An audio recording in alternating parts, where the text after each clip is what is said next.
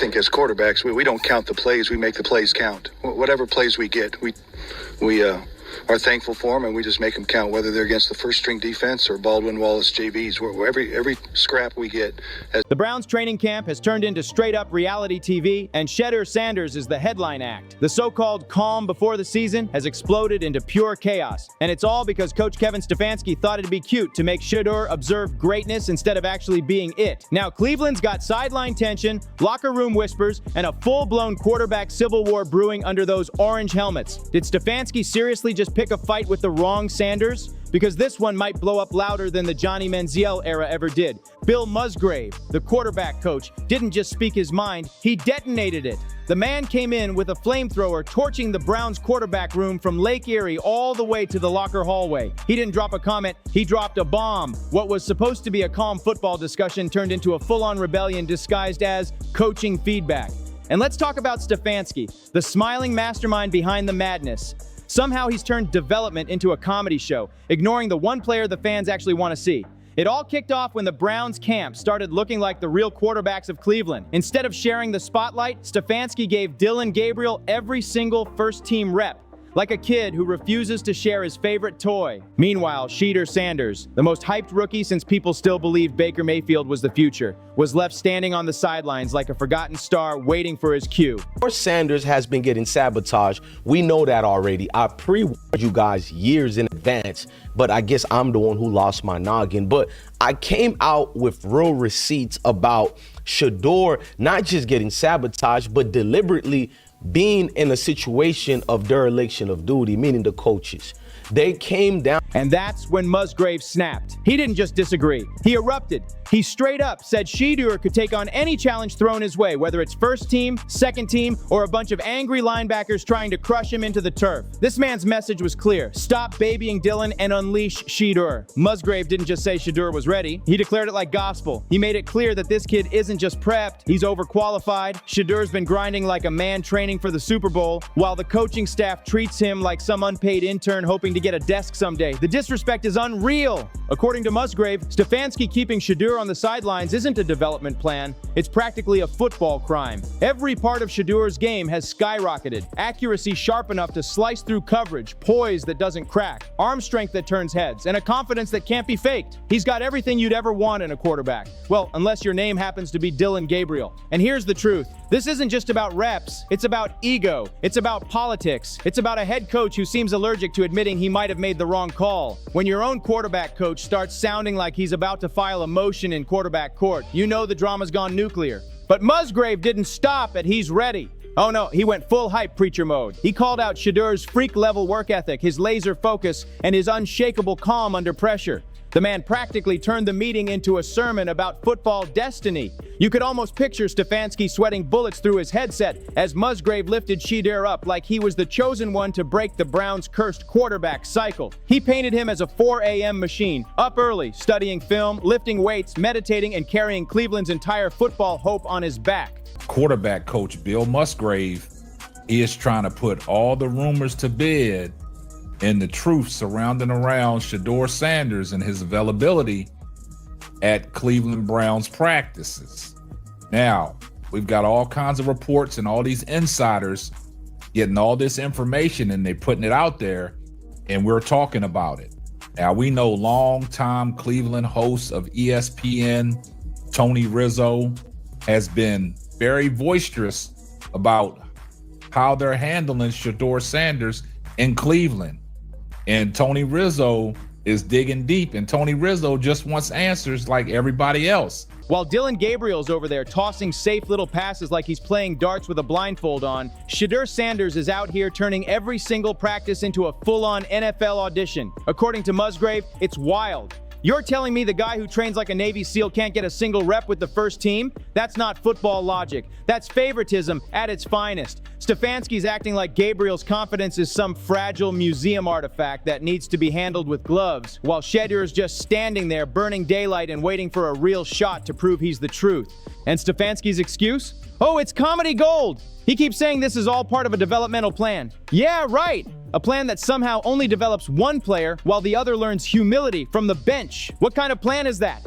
It's crystal clear. Stefanski doesn't want anyone touching his favorite shiny toy, Dillon Gabriel, even if it means slowing down the one guy who might actually flip the Browns' curse upside down. Because if Shadur steps onto that field and outperforms the so-called chosen one, that would shake the whole building. Imagine the chaos if the rookie actually proved he's better. Stefanski's whole narrative would crumble overnight, and no coach wants that career-threatening truth bomb dropped in their lap. Musgrave saw that coming from a mile away, and he wasn't about to stay quiet. He's not playing politics, and he's playing truth. He's that one coworker who finally snaps and says what everyone's been whispering behind closed doors. You're benching the wrong guy. All of the quarterbacks is getting QB reps with the scout team. Like I've been telling y'all all week, man, a lot of information is coming out with the Cleveland Brown practice, and it's being said that Shedeur Sanders is not getting these QB scout reps, bruh. And I'm here to tell you, I believe he ain't.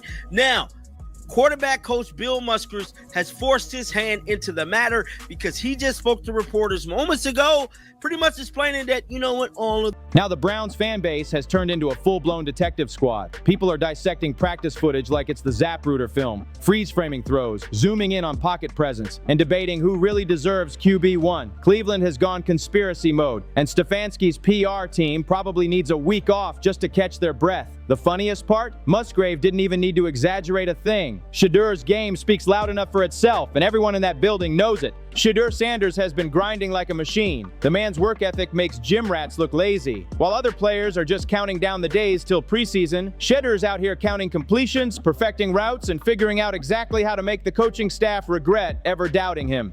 Stefanski might think he's teaching patience, but all he's really doing is producing the trailer for Shedur's eventual takeover, when that premiere might be coming sooner than anyone expected, because now those cracks in Stefanski's so-called master plan are starting to show, and fast. The media is catching the scent, analysts are whispering behind the scenes, and the fans, oh, they're yelling it from the rooftops. Even Mary Kay Cabot, and one of the most respected voices in Cleveland football, couldn't hold back.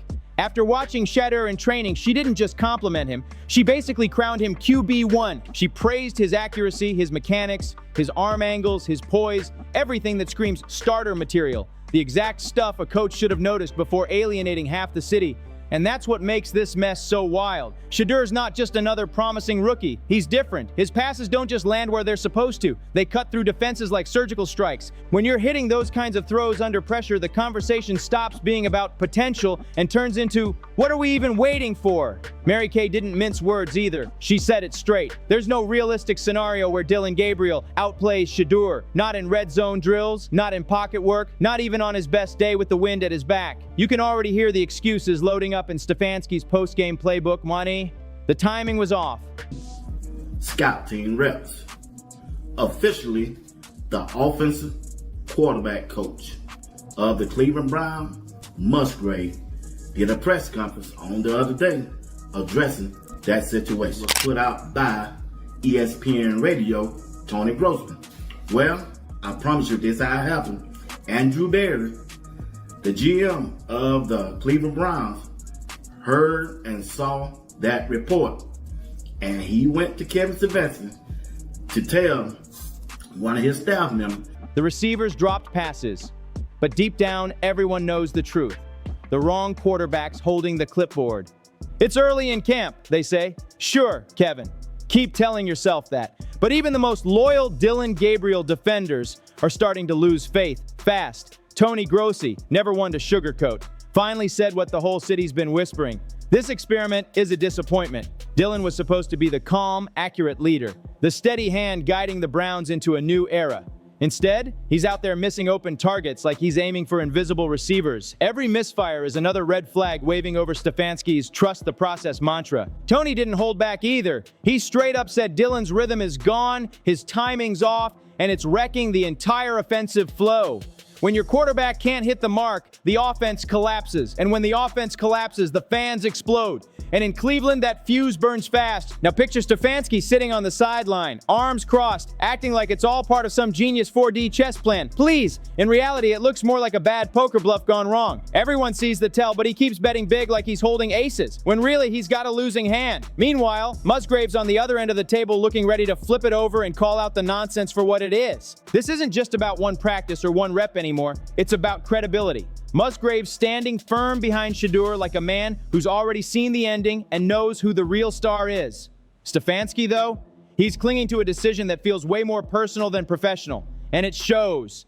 And here's the twist. Through all the tension, pressure, and politics, Shedeur still walking in every day like the only adult in the room. Calm, confident, unbothered. Musgrave made sure everyone knew it too. He praised Shedeur's leadership, his natural swagger, his ability to stay real.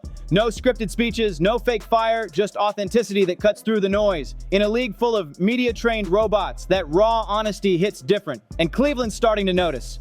Musgrave basically told the world that Shedeur Sanders doesn't need to change a thing, because the best kind of leader is the one who's unapologetically real. And honestly, it's refreshing.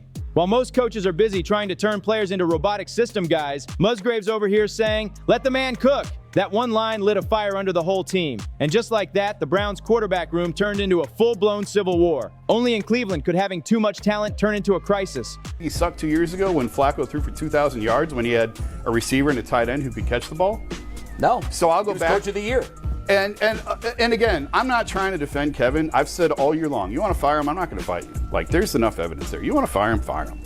I just think it runs so much deeper throughout this organization. Firing the head coach is putting a Band-Aid on a head. That's not going to fix it. It ain't going to fix anything. No, but you want to fire him? Fire him. Not firing is not going to fix it either. But here's the thing. No, it's not. But Bull, to Jay's point, like, we're right. The Browns, a team practically famous for quarterback chaos, finally stumble onto a young star with real potential and instantly create more chaos trying to figure out what to do with him. It's almost like destiny at this point. Give them stability and they'll find a way to set it on fire. Musgrave's defense of Shadur isn't just emotional, it's tactical. He's sending a loud message straight to Stefanski and maybe even the front office. If you can't see what's right in front of you, that's your problem.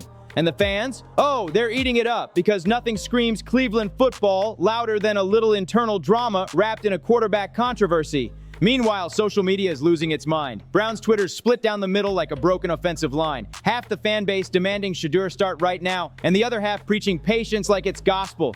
The debates are wild. Every tweet, every clip, every rumor is gasoline on the fire. At this point, it's not about when Shadur gets his shot. It's about how long Stefanski can keep finding excuses to hold him back. The countdown has already started, and everyone knows it. The patience clock is ticking, and every single Dillon Gabriel misfire makes it louder. Stefanski can keep spinning this as part of some long-term strategy, but the optics, brutal.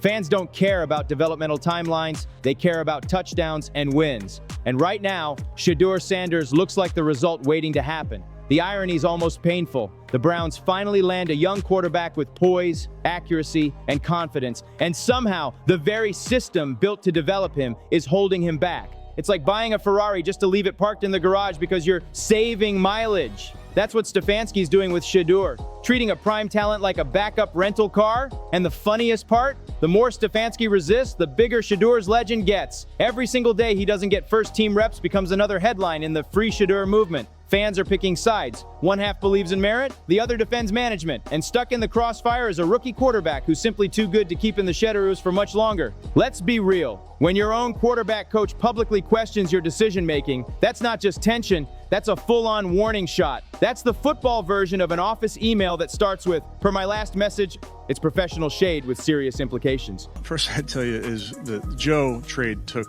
us by surprise. That was not something that we saw coming. You know, they called us and, you know, it happened very fast and happened not too long ago. So still working through all roster type of things. I always have to be mindful of our players and our players' development. And, you know, I want to make sure that I'm always doing what's best. Musgrave didn't just back his guy, he called out the entire structure around him. He's making it crystal clear that Shedur's the real deal. And if the higher-ups can't see that, then the problem isn't the player, it's the politics. The Browns' quarterback room has officially turned into the league's most entertaining soap opera, and the next episode might just be titled, "The Day Stefanski Lost Control."